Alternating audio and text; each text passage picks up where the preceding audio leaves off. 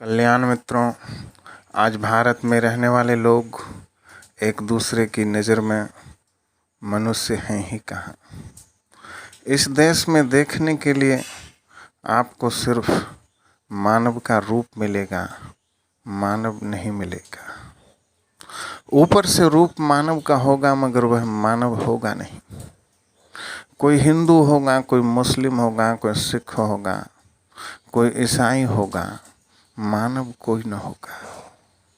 कोई बंगाली होगा, कोई बिहारी होगा, कोई पंजाबी होगा, कोई मद्रासी होगा, कोई गुजराती होगा, मानव कोई न होगा।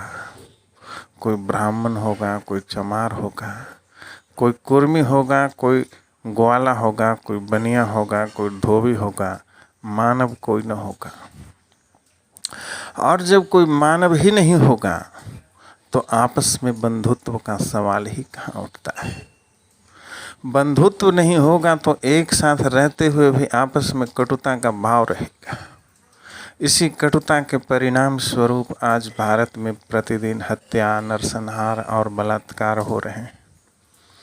जितनी जातियां हैं इस देश में, समझिए कि उतने ही टुकड़े टुकड़े गैंग हैं। नेता लोग भी चुनाव जीतने के लिए आज खुलकर टुकड़े टुकड़े गैंग का समर्थन करने लगे। ये गैंग बस दो ही चीज़ों से मतलब रखते हैं, एक अजन्मा से और दूसरा अपनी जाति बिरादरी से। अपने गैंग को श्रेष्ठ साबित करने के लिए और वर्चस्व जमाने के लिए ये लोग दूसरे गैंग के लोगों की हत्या करते हैं और उनकी महिलाओं के साथ बलात्कार करते हैं। प्रतिशोध में दूसरा गैंग भी यही सब करके उनसे बदला लेता है। फिर सतत हिंसा प्रतिहिंसा, बलात्कार प्रति बलात्कार होते रहता है। जरा सोचिए, जब तक इन टुकड़े टुकड़े गैंगों का अस्तित्व रहेगा तब तक क्या भारतीय समाज में अमन चैन संभव है? क्या इन चीज़ों के रहते हुए देश और समाज तरक्की कर सकता है? क्या यह समाज के लिए जहर नहीं है? क्या यह एक सामाजिक कलंक नहीं है? क्या इस कलंक को धोना हमारी जिम्मेवारी नहीं है? क्या इस कलंक को कोई अजन्मा धोएगा? मित्रों, अपने माथे पर लगे जात पात के इस कलंक को हमें खुद ही धोना होगा। जब तक हम स्वयं को ही मनुष्य नहीं समझेंगे तब तक दूसरे को मनुष्य क्या खाक समझेंगे। जब तक हम स्वयं को मनुष्य की जगह हिंदू, मुस्लिम, ब्राह्मण, चमार इत्यादि के रूप में देखेंगे तब तक दूसरे को भी मनुष्य कैसे समझेंगे।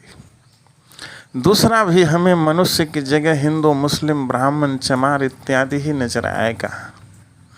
इसी कारण से आज भारत की स्थिति काफ़ी चिंताजनक हो गई। किसी की हत्या होती है तो अखबार में छपता है ब्राह्मण की हत्या हुई, दलित की हत्या हुई, हिंदू मारा गया, मुसलमान मारा गया इत्यादि। किसी स्त्री के साथ बलात्कार होता है तो अखबार में छपता है कि हिंदू महिला का बलात्कार हुआ, मुस्लिम महिला का बलात्कार हुआ, ब्राह्मण जाति की महिला का बलात्कार हुआ, चमार जाति की महिला का बलात्कार हुआ इत्यादि। यह कितनी घिनौनी और शर्मनाक बात है।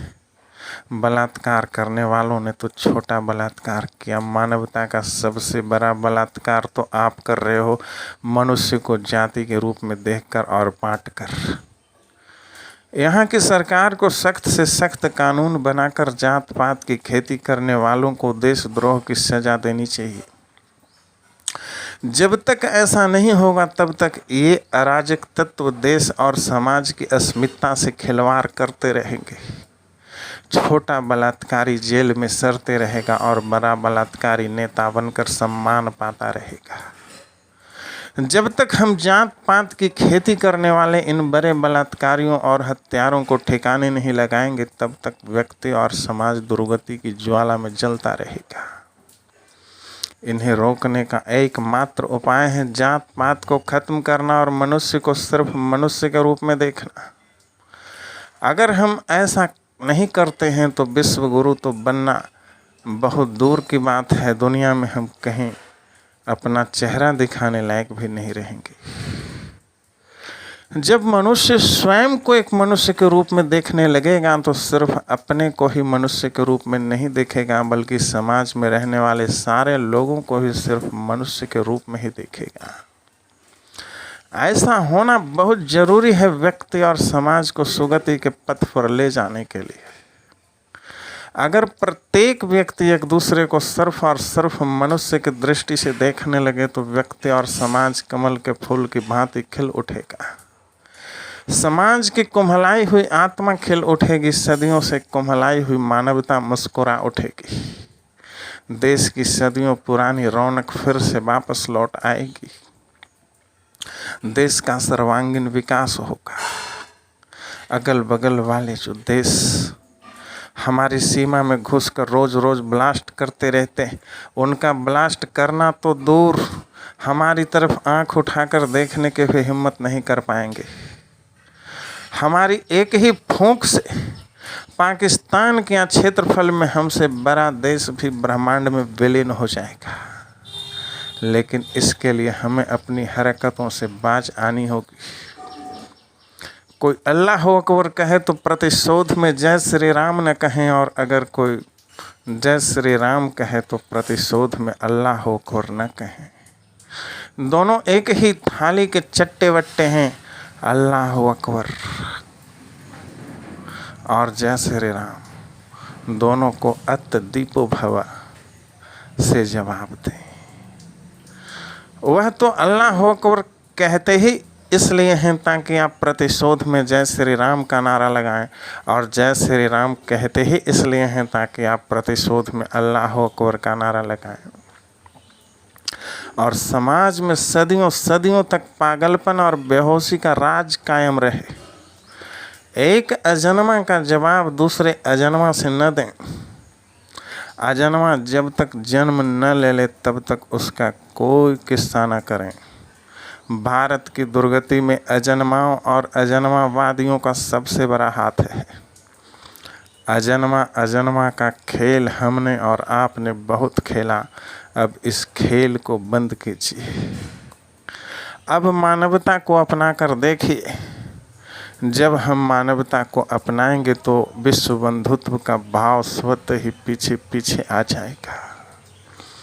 इस देश के मनुष्यों ने नारा दिया था वसुधैव कुटुंबकम, इस पृथ्वी पर रहने वाले समस्त लोग हमारे भाई बंधु हैं। जात पात और क्षेत्रीयता का भाव समाज को दुर्गति की तरफ ले जाएगा। मानवता और विश्व बंधुत्व का भाव समाज को सुगति की तरफ ले जाएगा। अगर आप सिर्फ अपनी ही जाति और अपने ही क्षेत्र से काम चला सकते हैं तब तो जात पात और क्षेत्रीयता का भाव रखना अच्छा है, लेकिन अगर सिर्फ अपनी जाति और सिर्फ अपने क्षेत्र से काम नहीं चला सकते हैं तब तो जात पात और क्षेत्रीयता का भाव रखना आपके लिए जहर के समान होगा। आप दूसरे के लिए जहर का पेड़ रोपेंगे तो वही जहर आपके पास वापस लौट आएगा।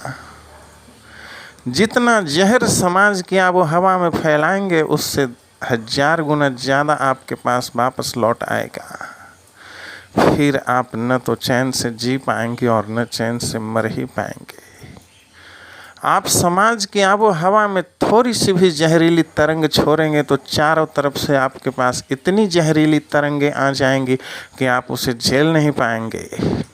आप बेहोशी में चले जाएंगे और बेहोशी में ही मर जाएंगे। बेहोशी में जीने वाला बेहोशी में ही मरता है और बेहोशी में मरने वाला बेहोशी में ही फिर से जन्म लेता है। एक ही तरह के दुख को बार बार जन्मों जन्मों तक बेहोशी में झेलना पड़ता है।